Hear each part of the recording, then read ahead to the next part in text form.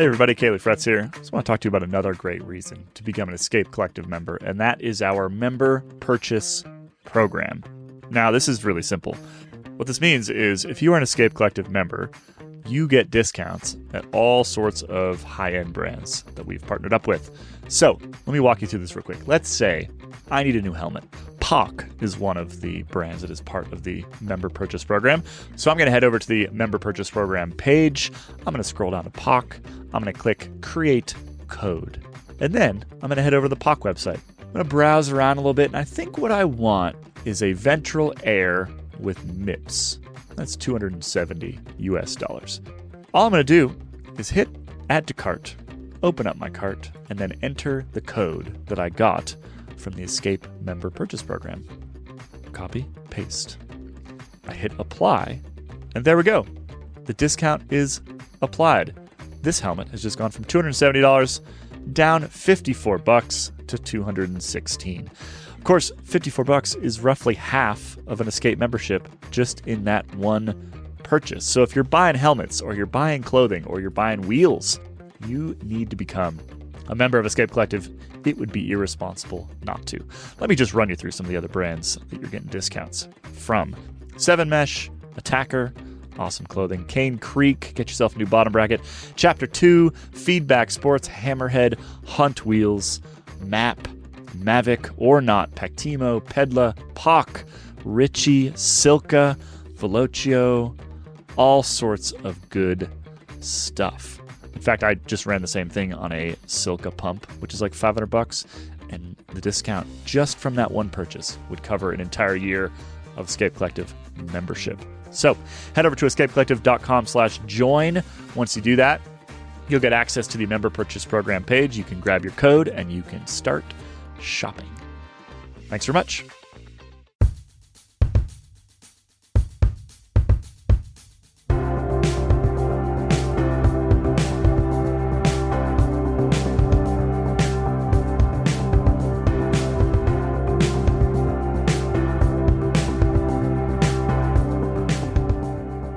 Hello and welcome back to the Wheel Talk podcast. My name is Abby Mickey and I'm here with Gracie Elvin and Georgie Howe to talk about women's professional road cycling. Gracie, hello. Hello. I was trying to do a quiet throat clear, but I failed on that one. Didn't quite come out right. You were incredible hosting the podcast last week. I had such a good time listening to it that I was like, man, sometimes I wish I could just walk away and just listen to this podcast. Thank you. Well, I had a very good co-host with me and Georgie.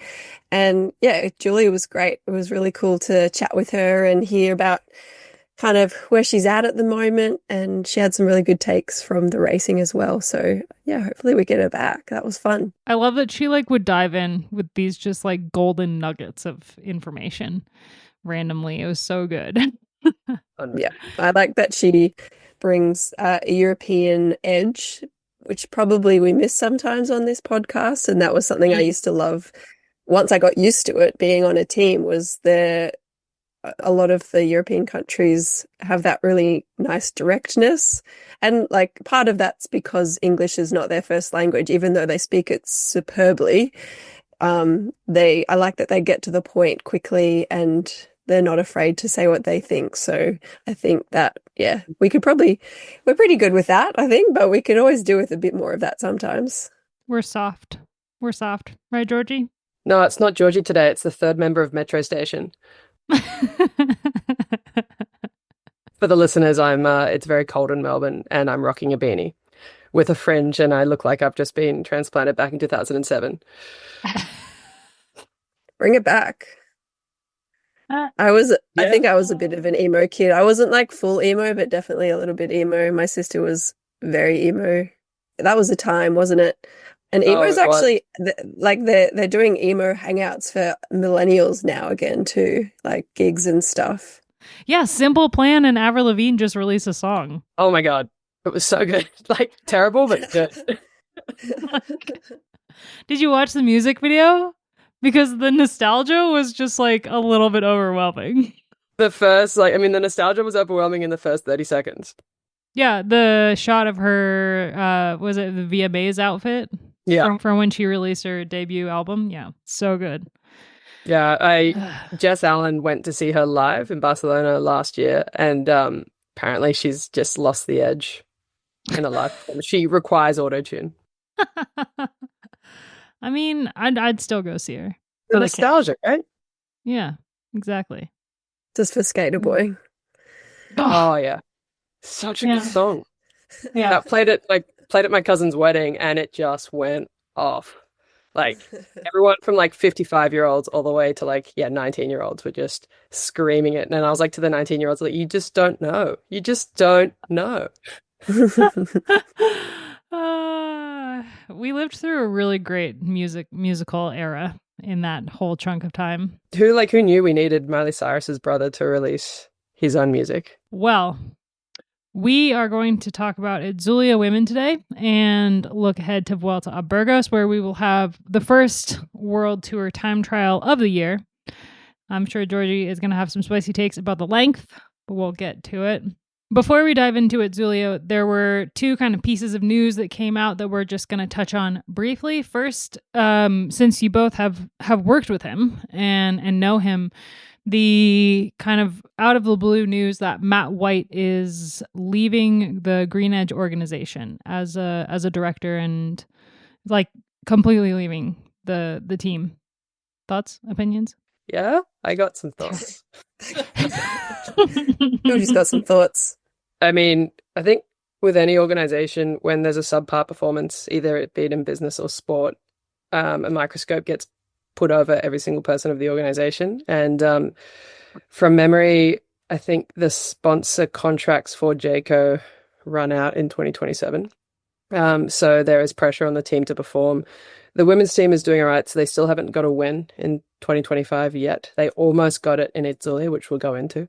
But the men's team in particular have had a pretty subpar performance this year. So I think the microscope has been placed fairly heavily. It was already heavy on the team last year, particularly with much of the staff and riders being on contract here. So I think questions have been asked, and I think unfortunately Matt White was the head that had to roll, as we see in Olympic teams all the time when there's for instance, Rowing Australia had the worst result at a regatta at the Paris Olympics since the 1980s, and immediately on the spot both the men's and women's head coaches were dismissed. So being a high performance director in a sporting organization is quite a fraught occupation, and I think Whitey just found that out the tough way. From reports, he didn't know it was coming, which I think is a shame. But I don't think in sport there's the luxury of like a performance management process, where you kind of give someone a heads up that something's not quite right, and then you give them an opportunity to improve. Because as I said, with the sponsors contracts coming up, the subpar performances of the team, I don't think they had the luxury of time. So that is the intel and hypothesis that I have. Like I said, I don't know for sure, but this is just what it looks like from the outside, having been on the inside. You'd have to think that most of that is the truth. But I guess the big question mark is like, why now? Why at this point of the season? So You'd think that, like you said, it's not like it's as hard to dismiss someone like it might be in other industries, but you'd still expect that to be at the end of a season when contracts are up for renewal. So it's just interesting that he's gone now at this very strange point in the year. So it does, make a lot of people wonder like what really happened to kind of maybe, was it like the straw that broke the camel's back? Was there a number of things that were kind of adding up on top of, some of the lack of performances from both teams? So yeah, it's a shame. Maybe it's going to be good for team culture moving forward. Maybe they need a refresh, some new blood in, a new style or a different take. But he's also been a huge part of that team since the get-go. So in a way, it is an end of an era. He's one of those strong characters, for better or worse, that has been a really good part of that team as well for a long time. But maybe it is time for a change up. So yeah, it's funny. Like pro sport is, especially cycling, is also fraught in general with sponsorships, and you're never really safe to the weathering of the storms of sponsors pulling out. But Green Edge has been fortunate that it's Jerry Ryan's team, and he's pretty much backed it, the majority of the money since the start of it back in 2012. We've had sponsors like Orica come in, Alula, and a couple of others, but they're not exactly matching what Jerry has been putting in. And the goal for him was to always have a bigger sponsor to come and take it over, but it's never really happened. They've had those partnerships, but like for that team, that's always been one of their biggest struggles, is to get those really big sponsors to come and help. And the trickle down effect of that is that they're not able to buy really big riders. So for the men's team, that's always been hard for them. They've had some great names over the years, but for them, they're about fostering the talent to make big names, because they can't really afford to buy big names, or not many at a time.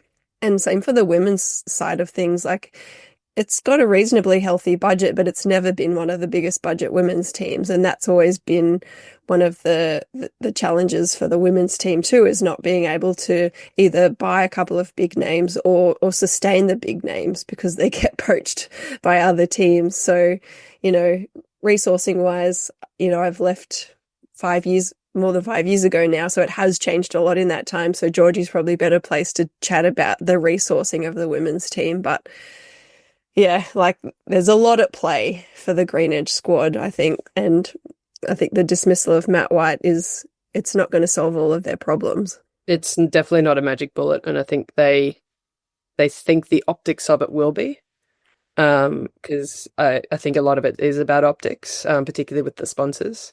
So it'll be really interesting to see what the response is. I think you're dead set right on the fact that Jerry is looking for an exit. And that's why the sponsor Alula is possibly going to be still that exit strategy.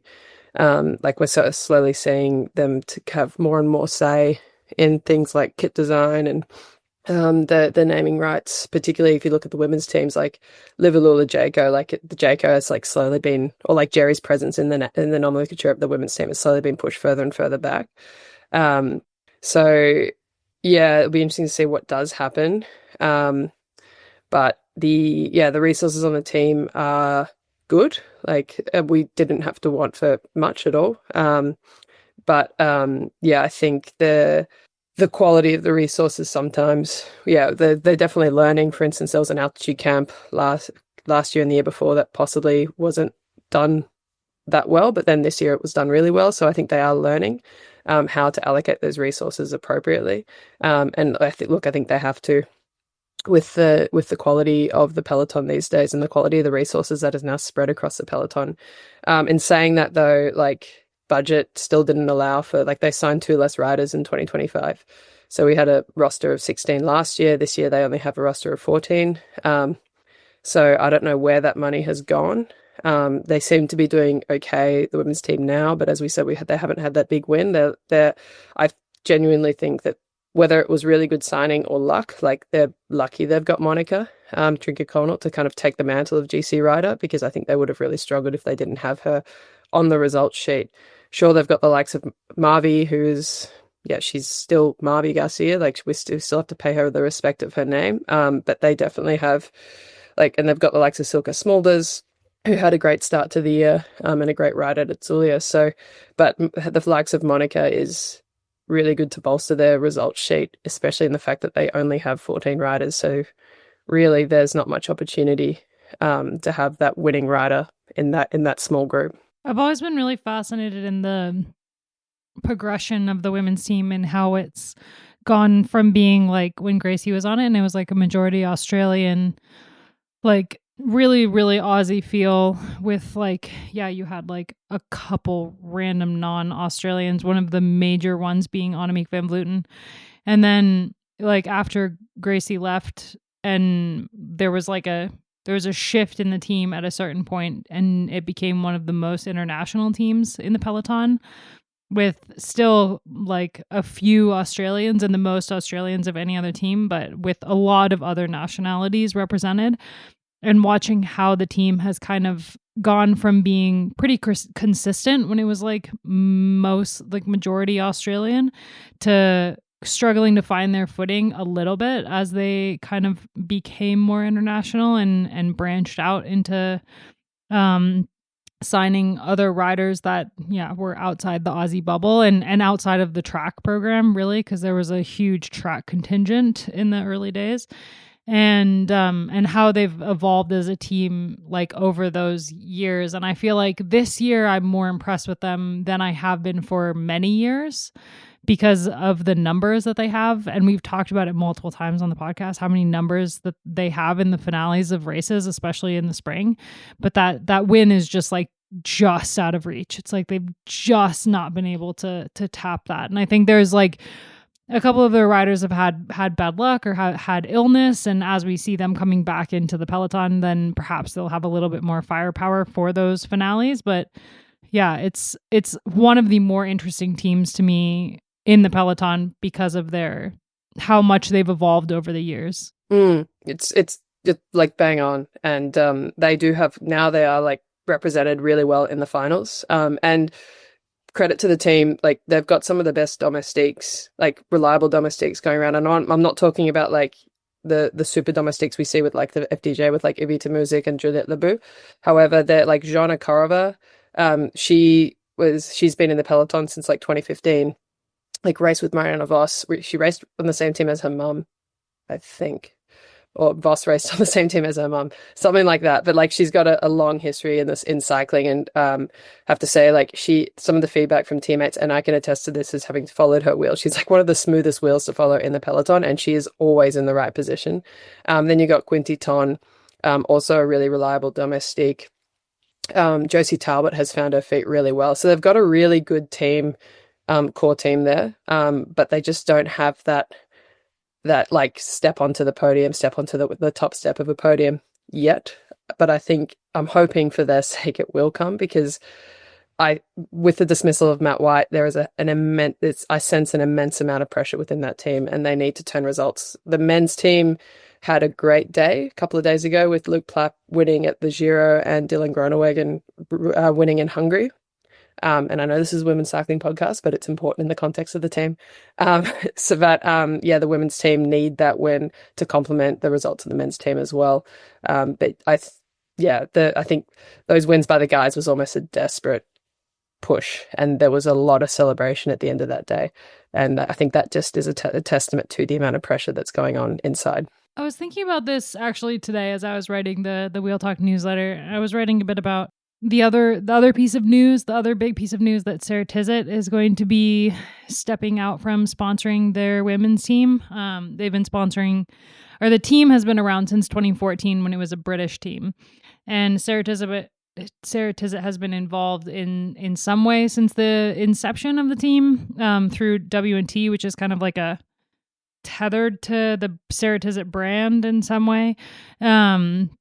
But they became the title sponsor of the team in 2020, and they've been, huge in the peloton since then, with major name riders like Lisa Brennauer and Kirsten Wield and Julie Leth. And they, ever since 2021, the Olympic year, when they lost a lot of their top riders and had like this turnaround, they had, Cedrine Kerbal win the stage of the tour, win the Young Riders jersey at the tour. They had Marta Locke win like Chongming Island and what have you. But they've had a hard time justifying their World Tour license since getting it, and will probably hold on to it in the relegation battle, but is probably one of those lower level World Tour teams that you kind of question what if it was a 10 rider World Tour limit or 10 team World Tour limit, would they make the cut? So Ceratizit leaving the peloton is a huge shift in sponsorship, and the team is still looking for a title sponsor, but for a world tour team, that's a big chunk of money that they're gonna need, especially this year where Ceratizit is the only naming sponsor of the team. But I was thinking about the teams that have like a men's team attached, like Phoenix Deceuninck. We know that Deceuninck is also stepping away from naming sponsorship at the end of 2025. If you have like a men's team and a women's team attached, and the men's team is struggling and like sponsors are leaving the men's team, and the women's team is like a knockback effect automatically just because they're tethered. Like, I wonder which type of team with, the impending doom of worldwide economy and whether or not cycling is a good sport to invest your money into. Like, are the women's teams that are standalone teams going to do better, or are the women's teams with a men's team attached going to survive it better? And like, I don't know, I was just thinking about it in my head, because like you have teams that the men's team is struggling, so they throw more resources into the women's team, or you have teams that the men's team is struggling, so both teams start struggling, even though the women's is a really strong team. Or you have like Human Powered Health, where like they just close the men's team and put all their resources towards the women's team. But you also have teams like SC Works and ProTime and Kenya Schramm's Zonda Crypto that are always been standalone women's teams and always seem to be doing better than every other team when it comes to sponsorship. The short answer is hopefully they see the value and the better return on a smaller investment in women's sports, and in this instance, women's cycling. But I guess it's a much longer, more complicated answer as well in terms of what the health is of that particular brand. So I think that you can't expect all brands to just pivot and be like, okay, well, we're not going to do men's, but we can afford to do women's, because maybe they're just not in a place anymore to do either. So I think you can only be so critical on individual brands, but for an overall statement, you want to keep encouraging bigger brands to look to women's sports as a better return on investment. But I think the economy of cycling is a bit crap anyway. So probably in general, there's not a great return on investment, full stop, in cycling. So I think the way that we see sponsorship in cycling, the way we have image rights, the way that there's a better, engagement in these brands, I think there's lots of scope for improvement across the board there for our sport compared to other sports that do it better. I think your take is very good, Gracie, and it's nice to springboard off that.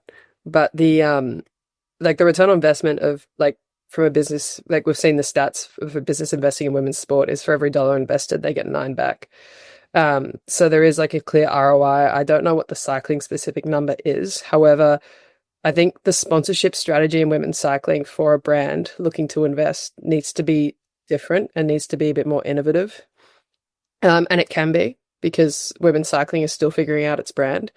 Like it's still quite young. So if we take the men's team out of it and look just at like the way that women's cycling is operating, I think there's a massive opportunity for brands to look into this space differently, and for non-endemics and non-natural brands to the sporting world to look at it. But like natural brands that are brands that are like natural to most women, because we know that like women are 70% more likely to buy something that is endorsed by a female team or like a female athlete. So if you think to like MAC makeup, just to put like a really feminine touch there, so like MAC makeup, or like a clothing brand, like a fashion brand, for instance, like they're. What about the Flow tampons that come in an ice cream? Oh, that is brilliant! I saw that on your Instagram the other day. That was really good.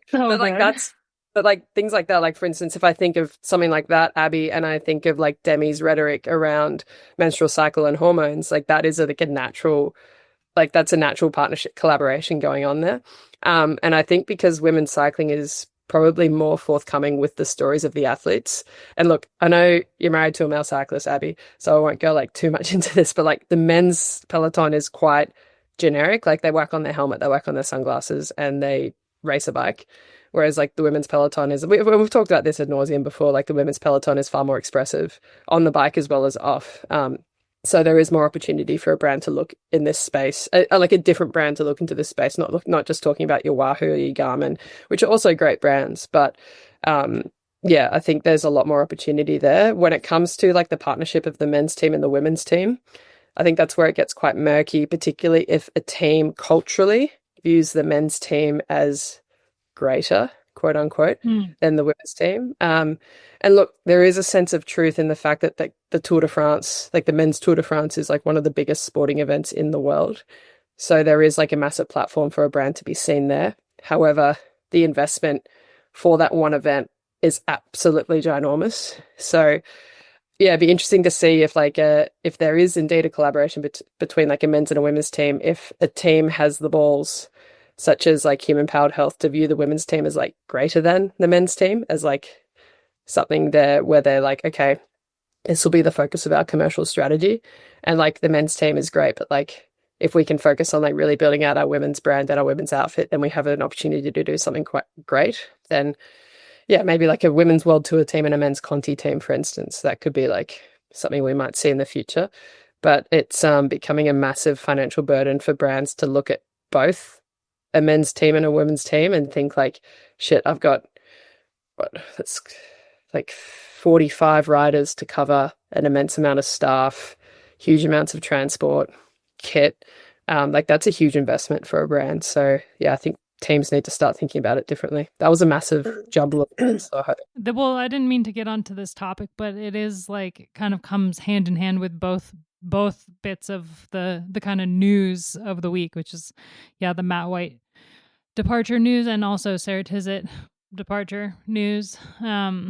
Kind of both tie into the future of the women's peloton in a way, and sponsorship as a broader topic, which like Georgie and I have both written pieces on Escape, and is a thing that we are constantly batting back and forth in the group chat. Yeah. But I think like Georgie's you're both touching on that element that we miss in men's cycling, is that we don't have that storytelling through the brand endorsements. Like I think that there's like such a great scope for storytelling in women's cycling and brands that really directly align with individuals and groups, and the sport as a whole. And you're not just seeing, I don't want to say dirty sponsors, but it's, they are. I think female consumers are not going to be like, what's Ineos, and go and Google it and want to invest in that company or whatever that might look like. I think like when you see a lot of the sponsors in men's cycling, it's like, just either wealthy benefactors or sports washing in a lot of ways. And not that that's 100% bad, like, they are propping up the sport, but like long term, do we want that to be the model? No, and not in women's sports.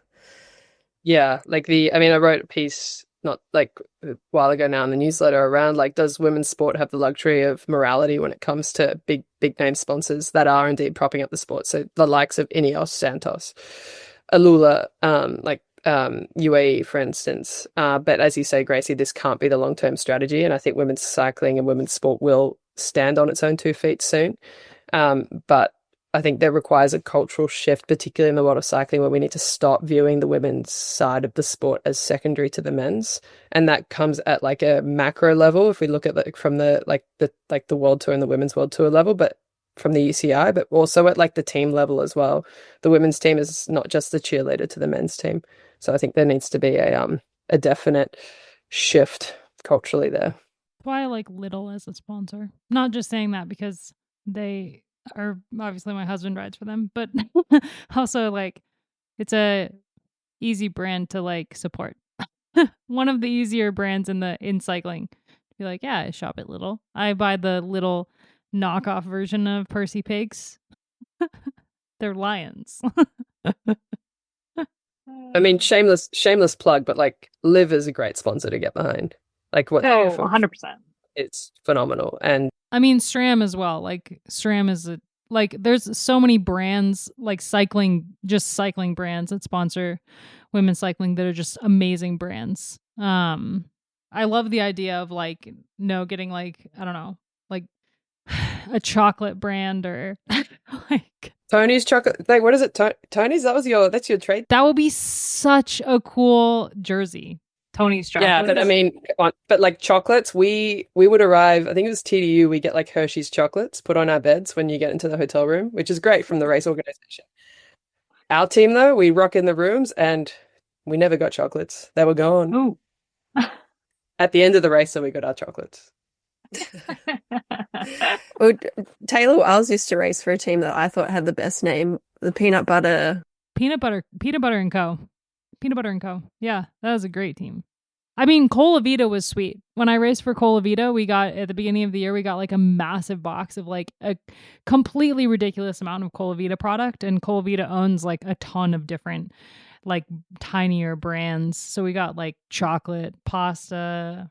There's like one vinegar that they had that was like a white champagne balsamic vinegar that was like the best. It's literally just crack cocaine in a bottle. Like, and I don't think that was. I didn't know where you were going with that. I don't know if that. I don't think that was a women's version, but in America, when you guys had a better, healthier road scene, there was the Jelly Belly team. Oh, that was a good team. Yeah, that was a cool jersey too. Yeah, the like national champs who had like the national champ jersey made out of jelly beans, green jelly beans, red jelly beans, white jelly beans. If you're the Mexican national champ. Anyway, okay. That opens us up to like Haribo. Do you know how many fucking row cyclists eat Haribo? Like, come on, all of them. We've gone on quite a spin off into our own world. Let's divert back to Itzulia. Yes. On the Discord, I would love to see a little shoot off chat of what our members would love to see as sponsors. I think that'd be some really pick cool your stuff sponsor. in there. Yes, please. Oh, I can't wait to check Discord in a couple days. If you are a brand sponsor that's looking to get into women's cycling, chat to us. Yeah. We'll put it in the right direction. We know exactly where you should go.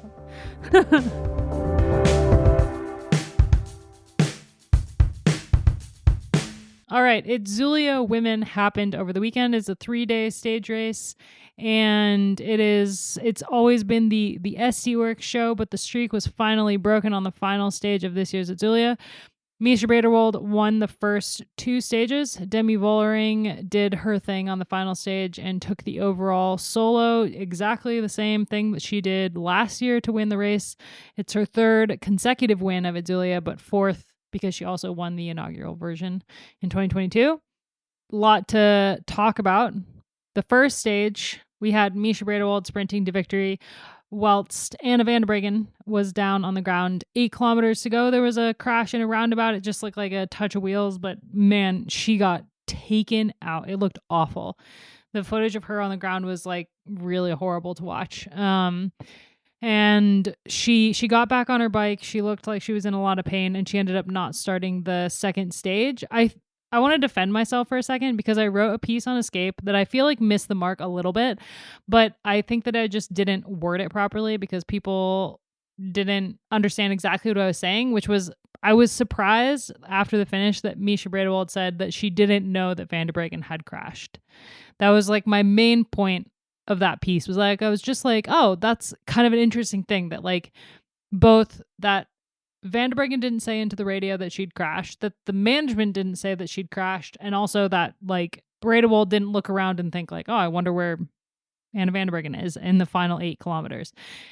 I was just kind of surprised that miscommunication is still going on at SC Works Pro Time, given that it, in a way, lost them the Tour de France last year.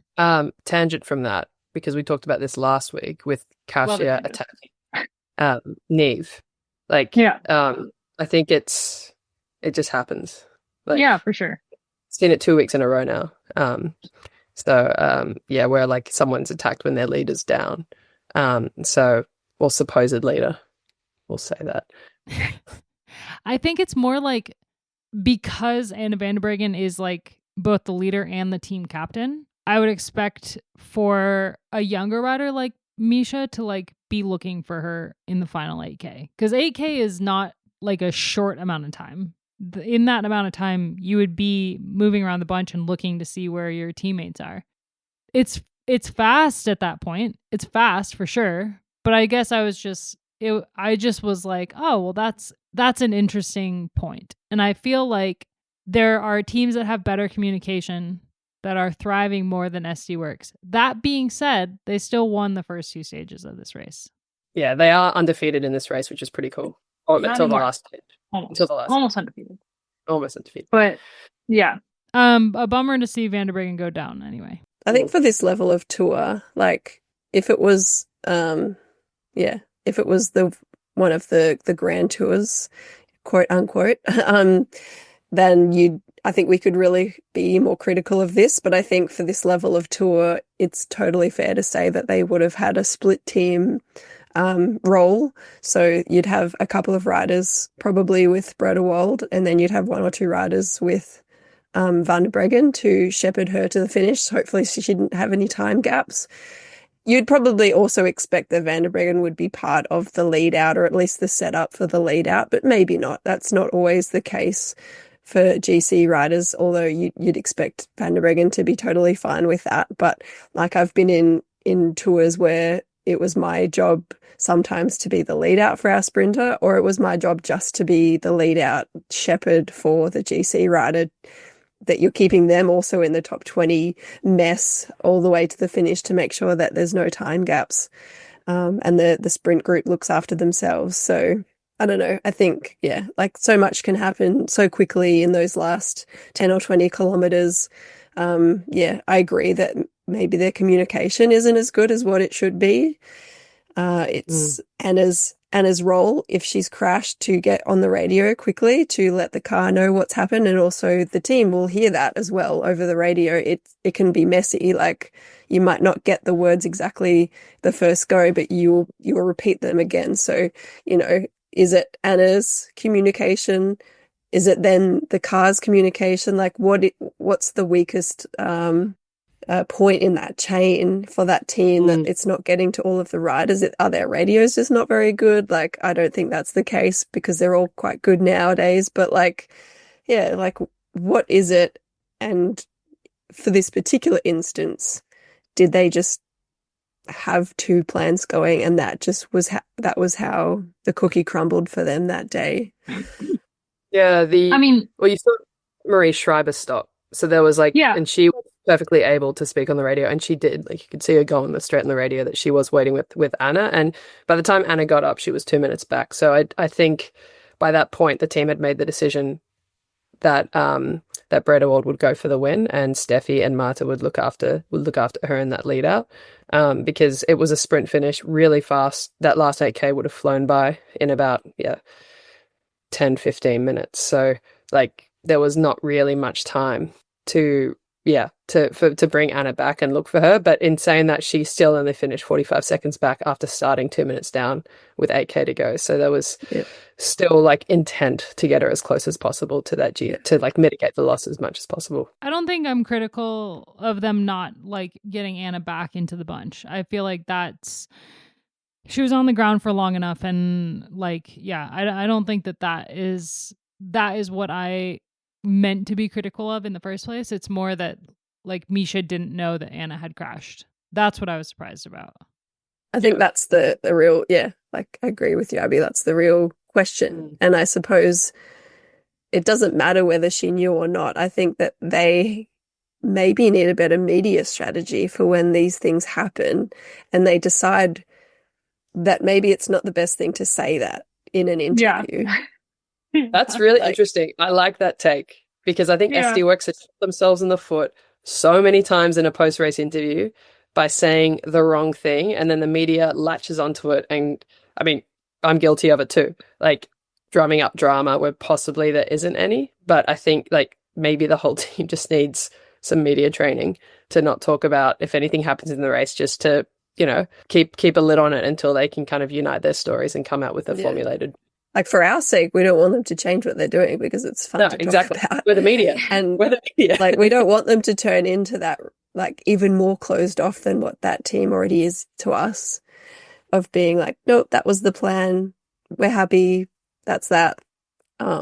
Because that's also going to be really boring for us and for the viewers. But it's interesting that it's happened a few times now, and just to be like, wow, I'm surprised that they would say that again. Like Abby said, after what has already happened in the past and how much kind of flack that they get for it. Interesting. In that first stage, Millie Cousins of Phoenix Akunik came second, and Margot Vigie of Visma Lisa Bike came third. The second stage was almost not a Bredewald victory. A breakaway of 3 was caught nearly on the line, and Misha took a win yet again, with Liana Lippert coming second and Soraya Paladin coming third. And this is what you were hinting at a bit, Georgie, when we were talking earlier, because Silke Smulders was part of that move that got caught in the very end. Yeah, I was gutted for her.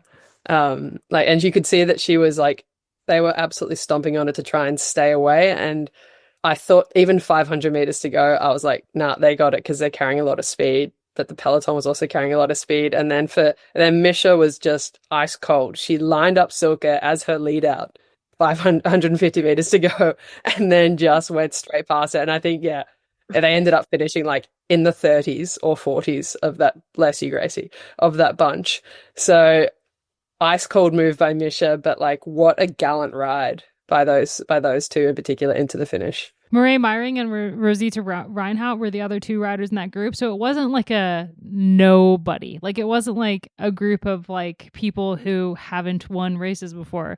There was 3 riders who are incredibly talented, who are still kind of like in and amongst it very often, but maybe haven't taken like a huge victory except for Rosita Reinhardt. Really a really promising group of 3, and just like you hate the feeling of just immense sadness when a breakaway gets caught that close to the finish line. Yeah, but to use the break as your lead out is cruel. I mean, cruel, but also brilliant. Yeah, insane and impressive. Yeah. No, and you could say you could see Misha was just staying super cool. Like she was calm. She knew the catch would be made, and she was smart in how she executed her sprint. She is really cool and just like very level-headed. When I asked her, I feel like I've told this story already, but when I asked her what her favorite Taylor Swift song was, she was like, I used to like Wildest Dreams. And I was like, what about now? And she said, I don't listen to Taylor Swift anymore. And the way that she delivered it was just like stone cold. That's just Dutch, I feel like. Yeah, but the Dutch race in a particular way for a particular reason. Misha's one of those people. So going into the third stage, we had Misha Bredewald still in the leader's jersey, and it looked like it was going to be taken off her, although just one hell of a ride from her to hold on to second overall. I feel like you can't quite class her as a sprinter. She's so strong in multiple different ways, not really like a sprinter, not really a climber.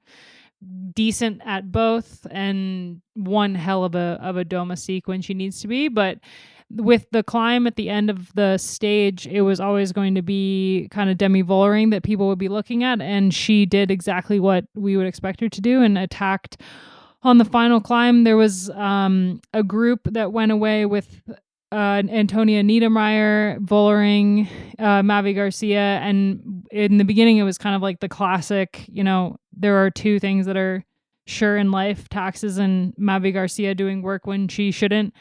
And Mavi Garcia did a lot of pacing on the front of that little bunch, and as soon as Vollering attacked, she was the first one to get dropped.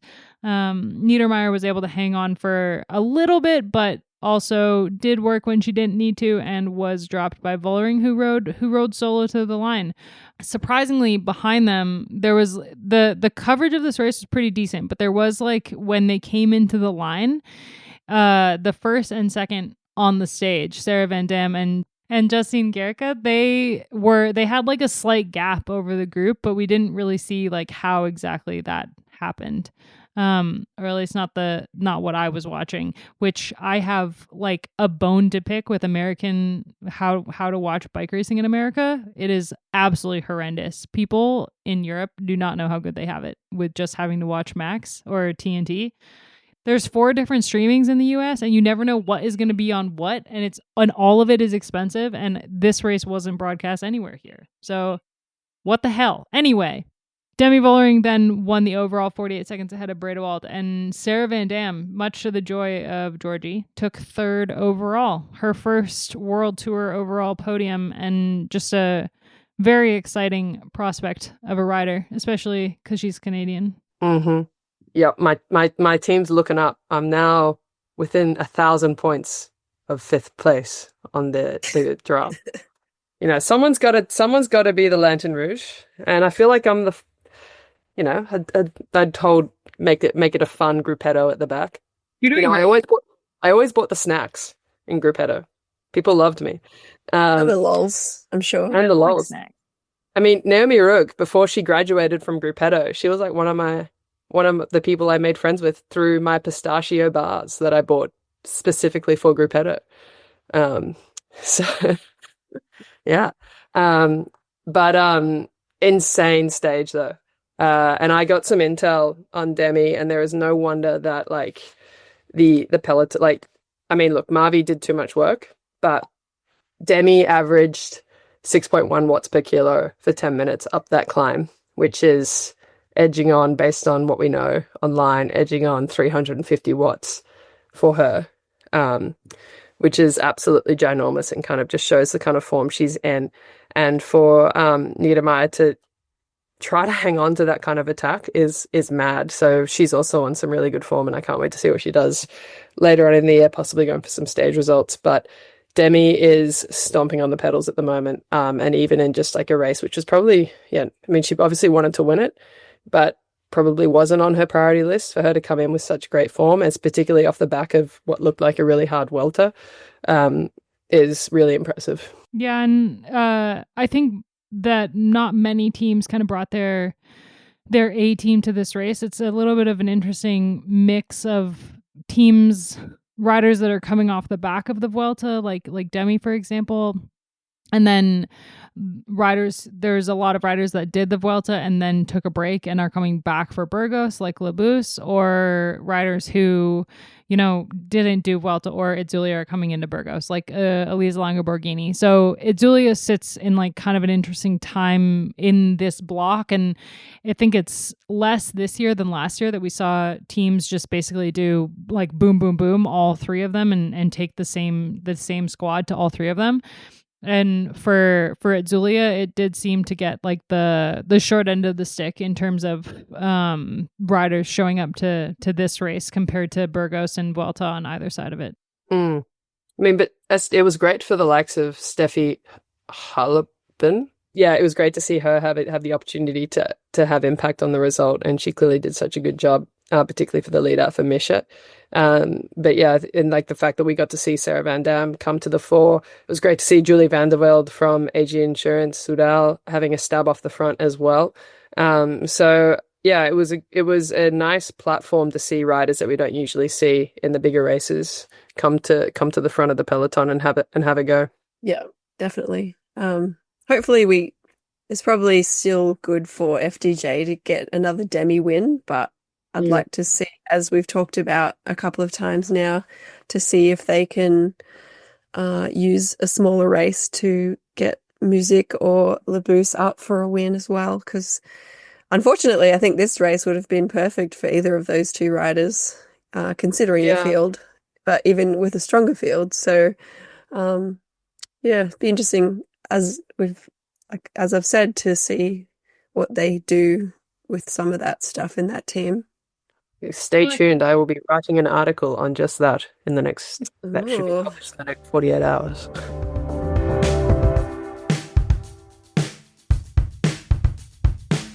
I think that's a pretty good segue into Burgos, because going into the final Spanish stage race of this block, Demi isn't currently on the start list. So you would think that, given the fact that Labous signed up for a team time trial as a solo rider and came in fourth, and that there's a time trial in this race, that she's going to be their leader for Burgos. And it's 4 stages, one more stage. There's kind of like a punchy small climb uphill in the first stage, 2 Cat 3 climbs, and it ends in like a little punchy uphill. And I wrote a full preview of it in the newsletter. So if you want to see profiles and read about the stages, you can go there. The second stage has one Cat 3 climb, 7 kilometers from the finish, but looks most likely to be like a bunch sprint, or at least a reduced bunch sprint. And then stage 3 is a short one, 95 kilometers, but it's 2 Cat 3s in the first 22 kilometers, another Cat 3 at 70 kilometers into the race, and then it finishes with a 7.8 kilometer long climb that averages 19. Oh God, that would hurt. 9%. So it's a pretty significant climb at the end, and it kind of is very consistent. There's like a steep section in the middle and a steep one in the beginning and the end, but overall it's a really consistent climb that is just going to shed people from the peloton, from the remains of the peloton bit by bit. And then the final stage is a 9.4 kilometer flat-ish time trial. It's flat for the first like 6 kilometers, and the last 4K is like there's like a gradual uphill, and then it kind of like rolls for a little bit, and then the final 300 meters is like I think 7 to 9%. So you can get a really good rhythm going in the first like 6K, but you will then have to adjust your riding for that like final 4 kilometers. Going into the race, I feel like the key contenders are really Marlon Reusser, who sat out Itzulia, is coming second at the Vuelta and is climbing incredibly well. We haven't seen her race a time trial since she won the European Championships in 2023. So really curious how her time trialing is going with how well her climbing is going at the moment. And then Julia Labous, who, has been riding super well all year and is now going into this race as FDJ Suez's clear leader. There's also Antonio Niedermeyer, who's doing this race, and she was 4th in the World Championship time trial last year, and is climbing well. So there's a good spread of talent for the GC contenders for this race that aren't boring. Like, I'm really excited to see how the climb and the time trial both go without Vollering in the picture. Like, how is the peloton going to race the climb without the threat of Vollering is a very interesting prospect for me. And then like who is going well in time trials and who is going to want to do this race because of the time trial. Yep, I'm in agreement with that. I'm definitely keen to see how some of those chips fall without Vollering in the mix. And shout out to one of our Discord members, Steve. The handle Steve DSEO. I want to say Steve DeSeo, but that's probably wrong. I love that he gave us some stats of a French Cup round of a team time trial. So these are like club teams that are doing 6-rider team time trials, and Labous decided to take part on her own against the clock, and she was only 10 seconds behind the winning team, which is pretty cool. And I love that he just said, doesn't this show us how good the top pros really are? So you have to assume that she's used this as prep for future racing, but showing that she's on some pretty great form still. Gracie, stop spoiling my article. You need to stop it. Not spoiling it. She's making sure that people are really, really interested. Yeah, okay. I'm sure you're going to have some. Look, I love reading what you write, Georgie. You write really nicely, and I'm sure you'll have plenty more in there that we haven't talked about today. Yeah, I'll keep the stats under my hat. So subscribe to Escape and read the articles. But thank you for the feedback, Gracie. But I think Burgos, it will be really interesting without Vollering on the start line. I think it opens it up really nicely. As we said before, maybe, we get to see an opportunity given to riders that we don't usually see. I'm stoked that Marlon Reus is riding and we get to see her time trial. I think she has got to be one of the best time trialists of our generation. Of course, there's Grace Brown, but maybe like Reus will get to step up, because I don't know what Dyget's doing at the moment with time trials. But being a GC rider, you have to be able to time trial, although in women's cycling, being a time trialist as well as a GC rider probably isn't as imperative, given the fact there aren't that many time trials in Grand Tours these days. But I'm glad that this time trial is in the program. And I was just doing a quick VeloViewer look at it, and I think we will see Royce come to the fore really nicely, and perhaps this will be an opportunity for her to secure a GC. Because while Lebu is time trialing really well, that was a 53-minute time trial. This one should take probably around, if it's 8K, it should take probably around, they're projecting 49 kilometers an hour as the fastest speed. So I don't know what that is in math. Someone can math that for me. But quick. And that's so different, like 30. Yeah, it is much different. 8K. Yeah, and it looks really quite technical, particularly the starting 4K. So someone with time trial experience of Royce should come up to the fore there. I mean, there's a few other strong time trialists who are lining up, like Elise Longoborghini, who's been taking a break since the end of the Ardennes and sat out the Vuelta. Even though, like, last year she finished on the podium of the Vuelta, this year she sat out at Itzulia. She'll be back for Durango, which is, as this podcast is released, Durango will be happening. And she's a really strong time trialist. And I think the kind of undulating in the end of the time trial also suits her a little bit more. And so I'm looking forward to seeing how she does. But we also have, like, Zoe Backstead is going to be racing. She's still not done like a ton of road racing and is still kind of balancing cross and road. And I think whenever she does come into the road races for Canyon SRAM's on Zonda Crypto, I'm always really impressed with how she goes. And a lot of the Canyon SRAM team that they have for this race, like they have Sile is going to race, they have Agnieszka Sonia-Soika, Ricarda Bauernfeind. There's a lot of riders that, like Sile and Ricarda Bauernfeind, that have had incredible performances in the past, but have perhaps not shocked us in the last couple months or a year in the case of Ricarda. So I feel like there's a lot that I'm excited for this race that I think Itzulia left wanting.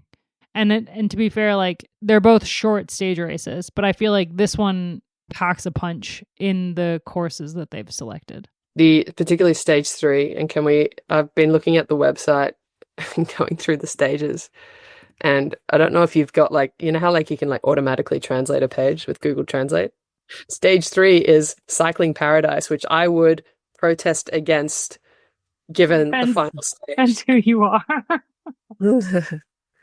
7.8 Ks at an average of 9.02% does not sound like paradise to me. Look, before I had 2 babies, that was my cycling paradise. So it really depends. This is probably why we were never friends when you were a cyclist. I mean, I was probably still going backwards in boats at that phase, but that's fine.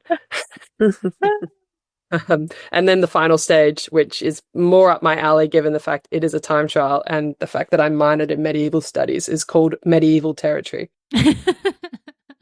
Big fan.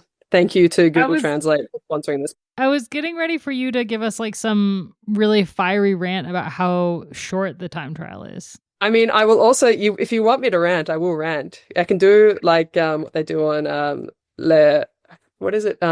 Bowen Yang's pod. They do like a 60-second rant. I can do a 60-second rant about how short and how little time trials there are in women's cycling, if you want me to. Okay, ready? Go. So women's cycling has its own brand of racing, which is exciting, dynamic, and unpredictable. And the fact that there are no time trials in a Grand Tour, or very little time trials in the women's cycling, does not allow for that unpredictability to extend to all disciplines of road cycling. For instance, if you call a time trial, it shouldn't be called a time trial if it is anything less than 5 kilometers in length. CMAC, you need to do better. 4 kilometers is not a time trial, that is a prologue. 1,500 meters is a prologue. And for that organization to think that that is indeed a time trial, and to market that to teams and then bring their time trialists to those races with the pretense of, oh, there's a time trial in it, as a out and out diesel, that is not a time trial. And I'm sure many time trialists, traditionally, Ellen Van Dyke would back me up on this. It is not a time trial. There was an open letter written about 3 years ago now by key time trialists in the peloton that they need more time trials in women's cycling. And the fact that there aren't any in Grand Tours, we need to do better. That's 60 seconds. Nice. Nicely done. That was good. I'd like to have you on my debate team. I like, like the knocks, like to like signify that your time is up.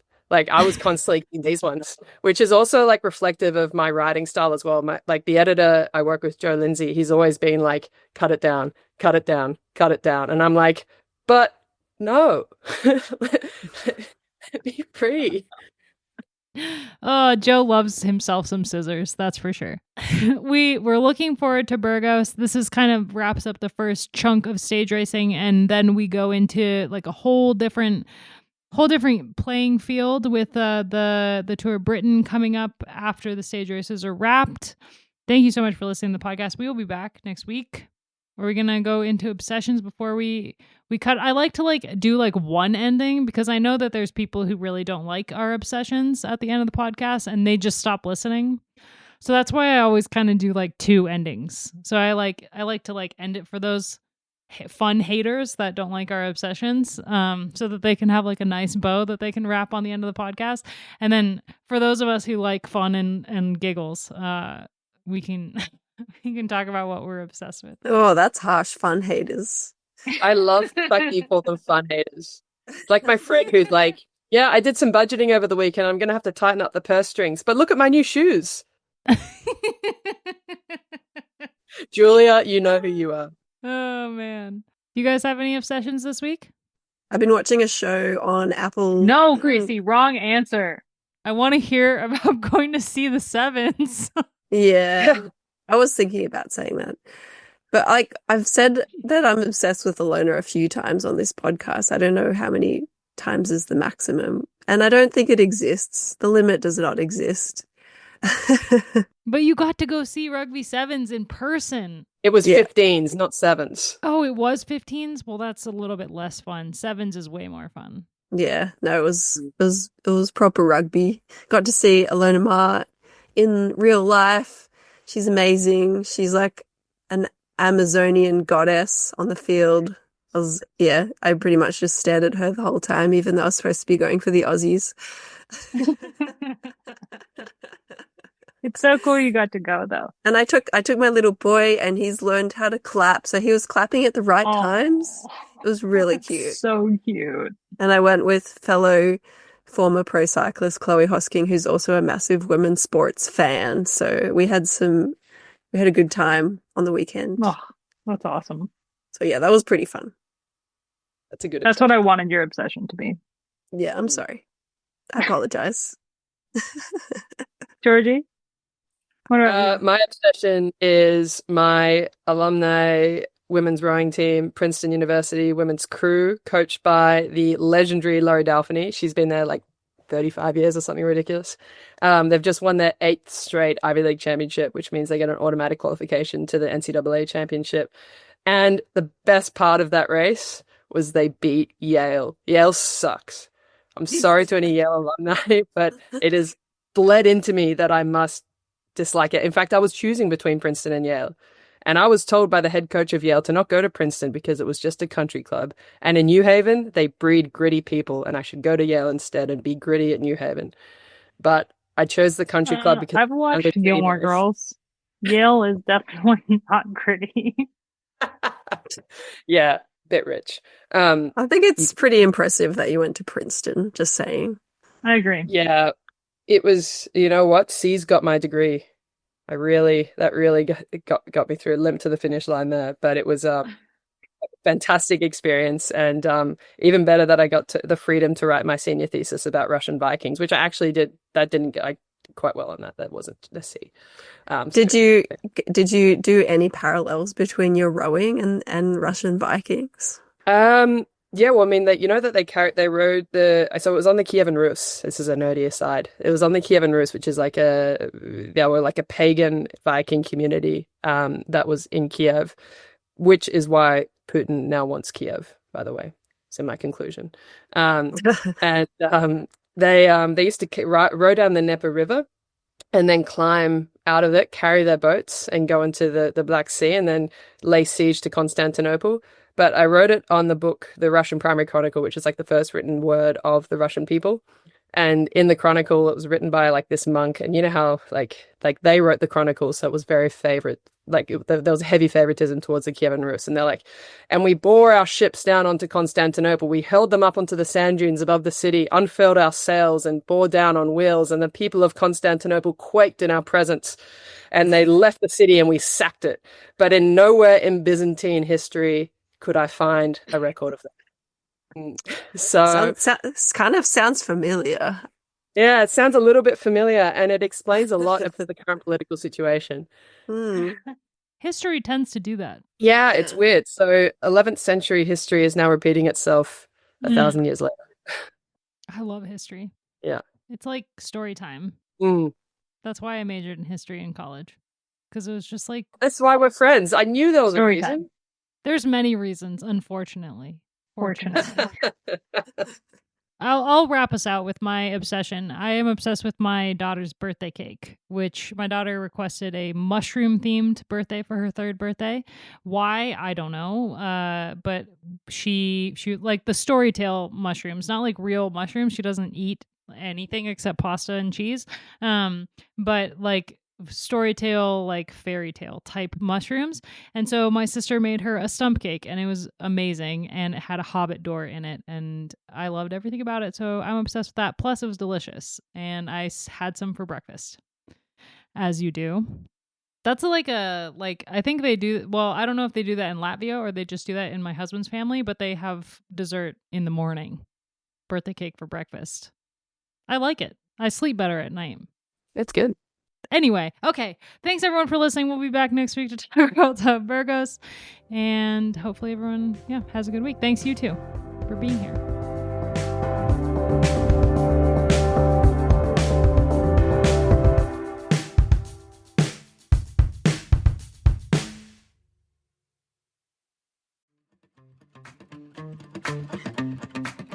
Hey everybody, Kaylee Fretz here.